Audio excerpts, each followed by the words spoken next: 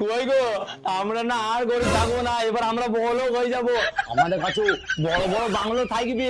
আমি না একটা ব্যবসা শুরু করেছি। হ্যাঁ, তা কি ব্যবসা শুরু করেছো তুমি? আরে আমাদের পাকা রাস্তায় চাউমিনের দোকান খুলেছে। কি হলো, মুখটা কথা আলুর মতন করছো কেন? আরে ওই চাউমিনের দোকান করে কে বড়লোক হয়েছে? ওই কথা বলনি, আমার বন্ধু ফুচকা বিক্রি করে দুখানা বাংলো কিনে ফেললো 2 মাসের মধ্যে। আরে আমি বলতে চাইছি ব্যবসা এমন শুরু করো যেন ভিআইপি ভিআইপি ভাব লাগে, যেমন গাড়ির শোরুম। তুমি শুধু ভাবো তোমার 5খানা গাড়ির শোরুম, বলতে আমার কত ভালো লাগবে যে আমার স্বামীর 5খানা গাড়ির শোরুম আছে।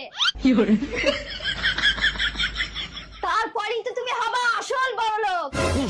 তোমার গাড়ি কেরম গন্ধ বেরোচ্ছে, আমার বাড়িতে। আরে তুমি এটা কি বলছো?